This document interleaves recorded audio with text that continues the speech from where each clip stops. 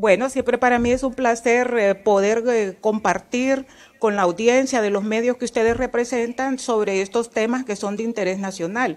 Ya usted destaca que la población está alarmada, yo digo la población en general, porque también el sector productor, el sector agrícola, el sector comercial, no solo es un tema que compete al consumidor, es a todos los sectores que se van a ver afectados. Por una parte está los precios en los mercados internacionales que se ajustan a la alza, pero hay que destacar que en periodos no muy lejanos al que estamos viviendo, en el 2007-2008, con precios de los combustibles superando $100 el barril, pudimos mantener el precio del combustible en un margen que no superó los 70 lempiras. Ahora, por el contrario, con $62 un barril, la población va a pagar más de 100 lempiras por un galón de combustible. Algo está pasando y precisamente el gobierno es el obligado a tomar algún tipo de acciones. En principio, ¿por qué esa tendencia a la alza aquí? Pues porque tenemos un impuesto dolarizado. Entonces también a ese precio del combustible la población debe saber que le afecta también cuando se devalúa la moneda. Estamos requiriendo más lempiras para comprar esas divisas. Entonces la autoridad del Banco Central quiere convencer a la población con argumentos de que va a favorecer las exportaciones, el hecho de que se devalúe el lempira versus el dólar. Pero hay que acotar este argumento que viene de la línea oficial. En principio, no somos un país exportador, somos un país que tiene una balanza comercial deficitaria. Es decir, que importamos más de lo que exportamos. Entonces, todas esas importaciones, ¿cómo se pagan? Se pagan con divisas, se pagan con dólares. Entonces, lógicamente, que todos los sectores, llámese productores, llámese agricultores que necesitan de los insumos que vienen importados, no todo lo que se importa es para consumo final de las personas, sino que también una buena parte es para la industria, para la agricultura, para generar la dinámica económica que esperamos sea positiva. Entonces, al ser un país deficitario en su balanza comercial, lógicamente que hay que estudiar con mucho cuidado los impactos que deben de darse.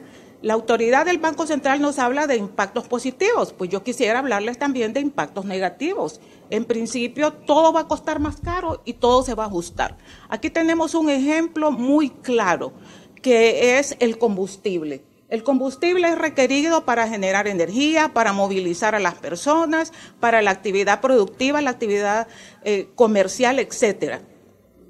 Al subir el precio del combustible, se ajustarán también los precios en las tarifas de energía eléctrica, que es otro tema tremendamente sensible. Ya la población también no aguanta esas alzas trimestrales y definitivamente yo tengo que compartir esto con la población, que la tarifa de la energía eléctrica se va a ver afectada.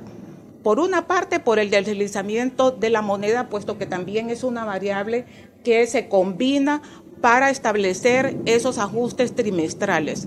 Y por otra parte, por los precios a los combustibles, sobre todo en ese segmento de la matriz energética en la cual todavía la generación de energía térmica es muy importante. ¿Por qué se pudo en el pasado y ahora no? Tomando en cuenta de que incluso lo que dice usted, el precio del crudo está más barato que en el momento que el presidente Zelaya fungía. Bueno, yo diría que es falta de voluntad política. Y precisamente cuando se habla de que no nos queda más remedio que aceptar que el Banco Central continúe con la política de devaluación de la moneda, yo me hago la reflexión, porque en el periodo anterior inclusive al del presidente Zelaya, en el periodo del presidente Maduro, se mantuvo también fijo el tipo de cambio, y era precisamente, y con mucho menos reservas internacionales. Varios analistas de la economía han destacado esto. En este momento el país tiene reservas internacionales que superan los 4.500 millones de dólares. En el periodo del presidente Zelaya estábamos con reservas internacionales sólidas que cubrían 3 meses de importaciones y ahora superan los 5 meses de importaciones. No se necesita devaluar. Definitivamente es una política arbitraria que al mezclarla con la política fiscal, sobre todo con altos impuestos, se vuelve una carga demasiado onerosa y que está sacrificando la producción nacional, está sacrificando mayores niveles de crecimiento económico y está generando mayor pobreza. Es el momento de que esta combinación de políticas sea evaluada. Usted no puede apretar por el lado fiscal con mayores tributos y por el lado cambiario con mayor devaluación de la moneda. Incide también, licenciada, el cambio de fórmula que implementó el presidente Zelaya en su momento y que después del golpe de Estado lo revirtieron, y el hecho de que el impuesto que se quede el Estado por cada galón de combustible vendido en la bomba. Definitivamente que el tener una fórmula que permitiera una mayor competitividad, por supuesto que venía a abonar al consumidor final, pero sobre todo también el impuesto es excesivo, o sea, que de esos casi 105 lempiras que usted está pagando por galón de combustible, 35 a 37 lempiras se quedan en las bolsas del gobierno por efecto del impuesto.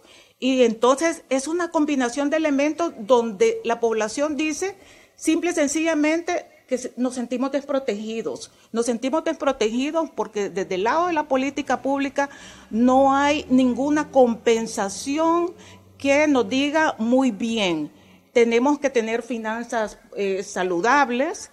Por eso se ha justificado esa política tributaria que también nos ha hecho perder competitividad en toda la región en toda la región centroamericana, sobre todo. Somos el país que tiene la mayor carga tributaria.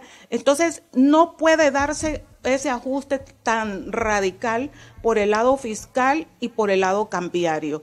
Y yo diría que es el momento de que pensemos un poco diferente a lo que nos dice, por ejemplo, los organismos internacionales como el Fondo Monetario Internacional.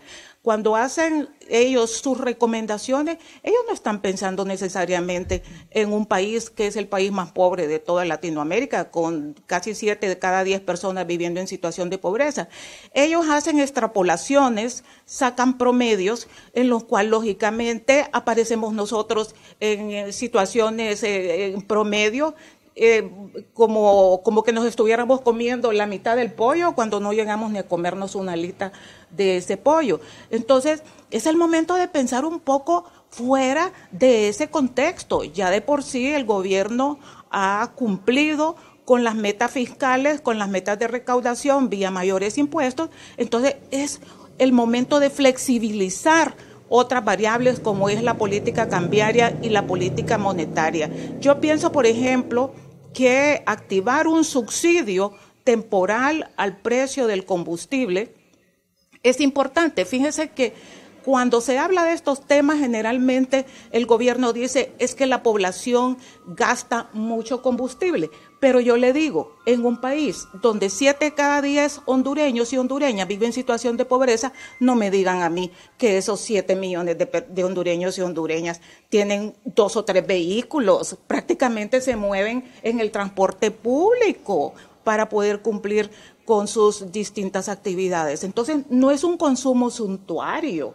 En un país fuera diferente, ¿verdad? Si me están hablando de un país donde la mayoría de la población es rica o de clase media, pero eso no ocurre en Honduras. La mayoría de la población está en situación de pobreza y extrema pobreza y no le queda más remedio que usar el transporte público para movilizarse.